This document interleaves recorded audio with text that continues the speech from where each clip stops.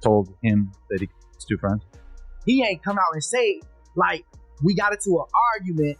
And so, you know, when people can say something without saying. The PGD video asked him if he was okay, and his response was, I did that, and placed a smiley face emoji.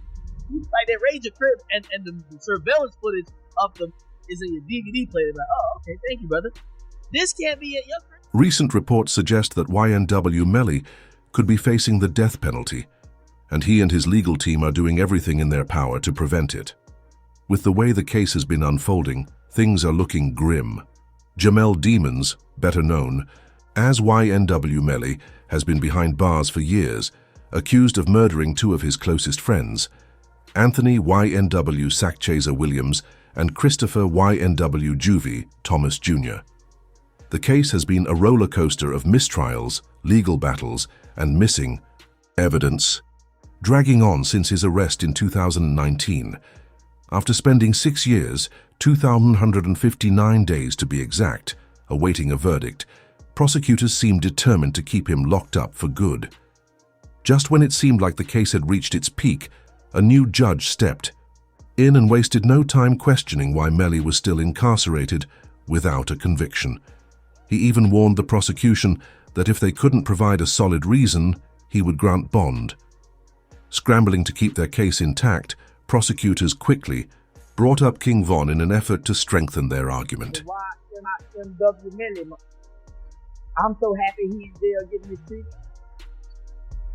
Yeah, I'm so happy he in jail getting his treatment, homie. Homie, when you take a life, homie. Prosecutors are now attempting to link Melly to King Von, arguing that their connection somehow makes him a greater threat. But is it really that straightforward? When you break it down, this seems like a classic case of guilt by association. Let's speculate for a moment. Imagine if, back when Von was still alive, Melly had asked him for advice on handling his situation with YNW Sackchaser and YNW Juvie. Given Von's reputation, it's not hard to guess what kind of response he might have given. Now rumors are spreading in the streets that a rogue O-Block member allegedly hinted at a conversation between Melly and Von before everything went down. According to this claim, YNW Melly confided in King Von about his two friends, raising even more questions about his involvement in the case. Did Von really tell you that Melly told him that he his two friends? He ain't come out and say, like, we got into an argument.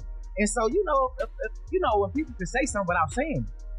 And so he told me, like, once I posted what I posted, he Vern was mad at me, bro. Why you put that, bro? Walk up him. I'm like, dude, you sitting up here, like, you know the love we got. You do this for us, but you don't trust that his two friends. And he said, them was trying to extort him. And so I'm like, if they was trying to extort him, then why are you still around? Sources close to the situation claim that YNW Melly had been venting about financial pressure from Sackchaser and Juvie, and prosecutors believe that's the real motive behind the tragic turn of events. Here's the deal. Melly and his inner circle, including Borland, operated under a registered business LLC, making money through shows, merchandise, and promotions. The profits were split among the 4 YNW members, but things started to get complicated. Sackchaser and Juvie were reportedly entitled to 25% each, meaning half of Melly's show earnings were going to them, a significant portion of his income. According to the prosecution, Melly wasn't willing to keep giving up that cut, and that's where tensions began to rise. To support their argument, prosecutors presented what they claimed to be concrete evidence, receipts in the form of a text message sent from Melly's phone just hours after the incident, allegedly admitting to everything. Asked him if he was okay, and his response was, I did that, and placed a smiley face emoji.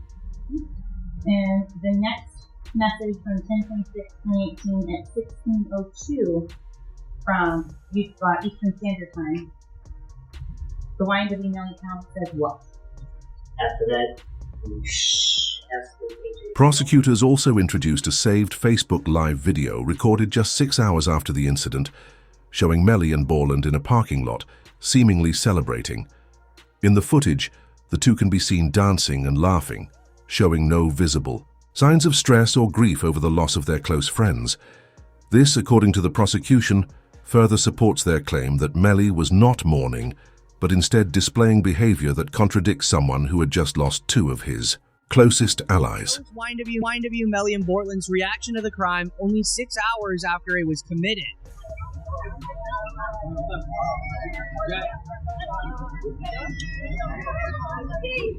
Melly still turned regardless of what happened this early morning. He's still out here being very positive. Turned still. Hey!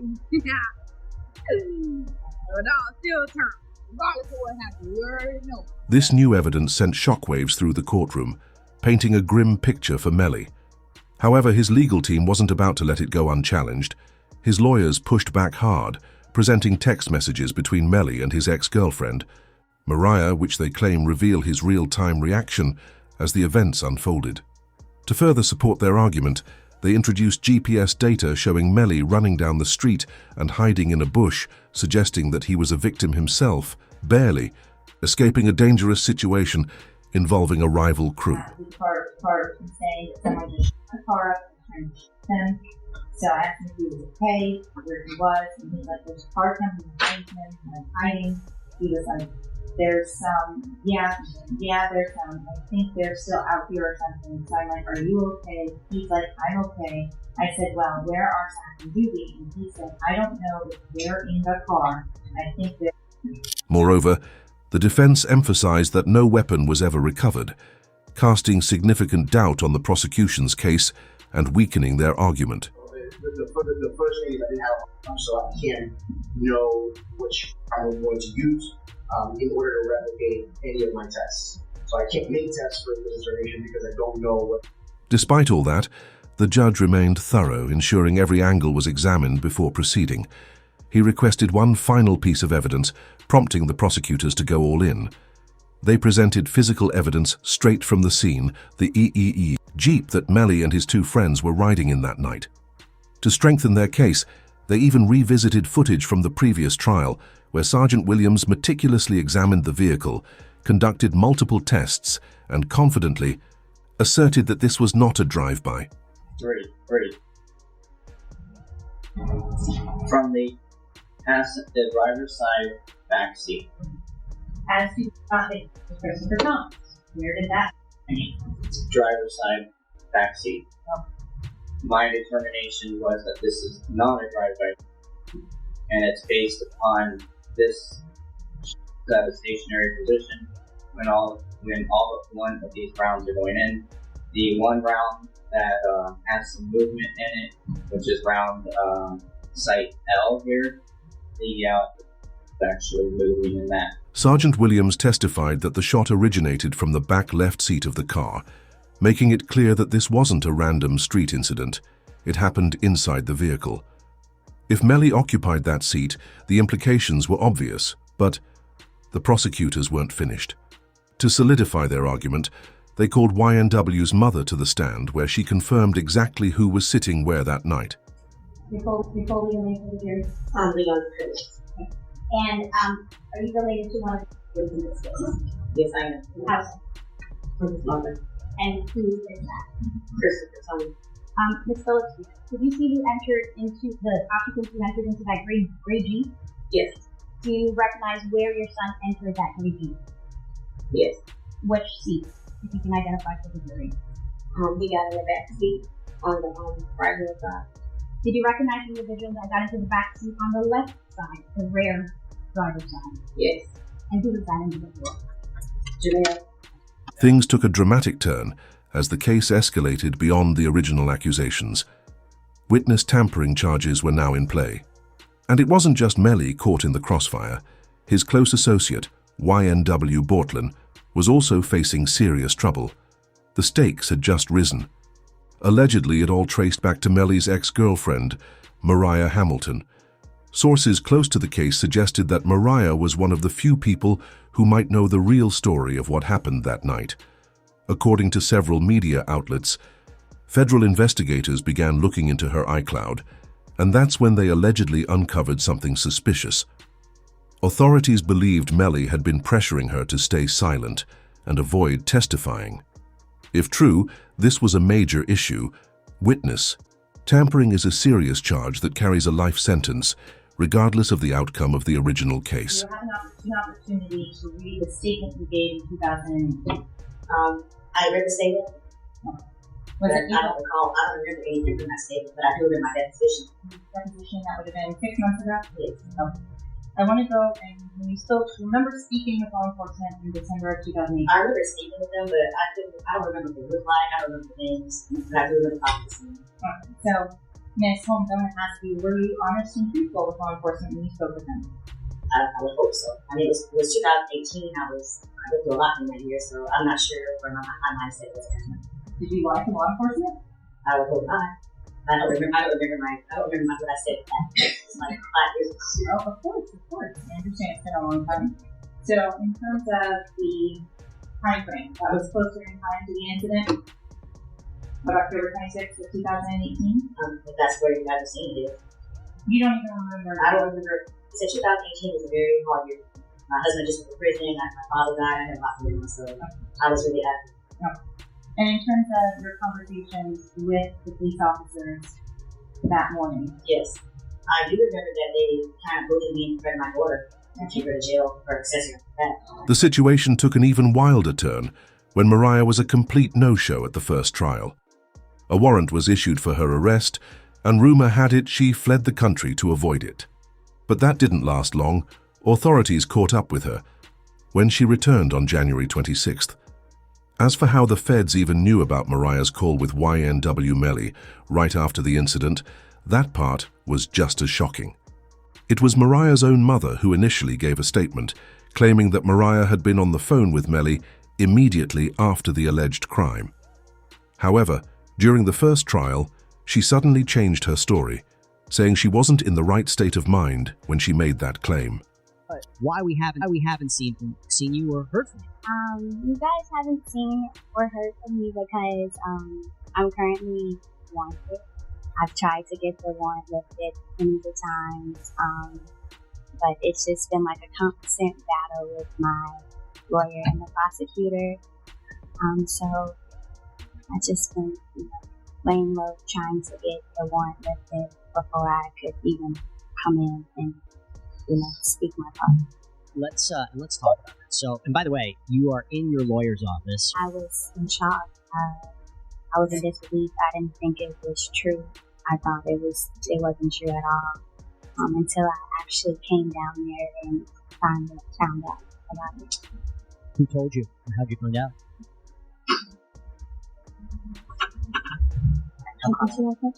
Oh, the police are the ones who told me the story. Huh? It was the police who told you about the incident. Right, yeah. So I found out through the police. Yeah. They came to you in prison. What was your reaction? Were you just shocked? Did you go down into tears? Did you say what's happening? Yeah, I was crying. I was terrified. I was scared. I was scared for everybody in this situation. There's been a lot of back and forth that he had communicated to you about it and said that he was there, that it was a drive-by. Is that not true? wait a second. Mariah, Mariah's position, Jesse. Now her lawyer's coming in because they know these are the big questions here. Oh man, it's so weird. She was never told by either Melly. Complicated, right? But it didn't end there. YNW Juvie's father wasn't about to sit back and accept everything at face value. He took matters into his own hands. He started digging, talking to people, and trying to piece the truth together. Allegedly, he discovered that Melly had been using coded language to influence what Mariah would say. This wasn't just speculation. There were claims of notes being passed, messages relayed through intermediaries, an entire system in place. Melly even had code names for her, allegedly referring to Mariah as Rihanna and Rocky's baby mom when discussing her role in the case. This kind of crazy way that Melly was communicating. He wasn't allowed to use the phone. He was passing notes to people, and then this person's calling this person, and then that person. They're going through extreme measures, trying to cover up or convince people not to testify, like Mariah mom. They was using code words like Rihanna, and they said Rocky's baby mom. Just when it seemed like things couldn't get any wilder, they did. Now YNW Bortland had his own situation to deal with. The feds raided his place and reportedly uncovered something highly suspicious, documents hidden inside a suitcase. According to reports, those papers contained detailed notes on every single juror from Melly's original trial. And it wasn't just names. Bortlen had allegedly written descriptions of what each juror looked like, raising serious concerns about potential jury tampering. Defendant YNW Bortlen was booked into a Miami jail Monday night and is being held behind bars on an out-of-county warrant. We just confirmed the warrant is out of Broward County for witness tampering. The warrant obtained by Law and Crime Network states as follows. On or about April 10, 2023, continuing through and including July 22, 2023, Portland Henry, aka Bortlen, along with others, did unlawfully and knowingly engage in misleading conduct toward another person with the intent to cause or induce them to withhold testimony. The dates in the warrant are important. Jury selection for Melly started in mid-April, and a judge declared a mistrial on July 22nd, the same day the warrant claims Bortlen allegedly... What he was planning remains unclear, but one thing is certain. This is not a good look. Even DJ Academics weighed in, calling it a dangerous move. If Bortlen is convicted, it could have serious consequences, potentially leading to a life sentence for both him and YNW Melly. This is sloppy.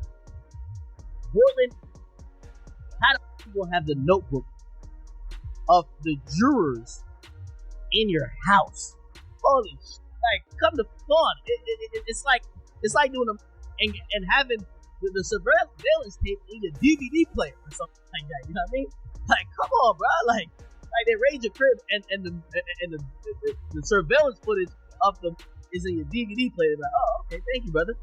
This can't be at your crib. And now, with Donald Trump vowing to reinstate the death penalty, reports suggest that if YNW Melly is found guilty, he could be facing the ultimate punishment. The internet remains divided on the case. One user questioned the constant trial delays, saying, "Why do they keep postponing trial dates like they have all the time in the world? They could wrap everything up in a week. Why take so long?" And honestly, that's a valid point. It's been 6 years of delays, and people are growing frustrated. Another user chimed in, arguing, they're purposely keeping this man in jail unlawfully. If they have nothing against him, let him go. So where do you stand on this? Do you think YNW Melly is being held unfairly, or is justice simply taking its course? Let us know your thoughts in the comments, and if you enjoyed this video, don't forget to like and subscribe to our channel.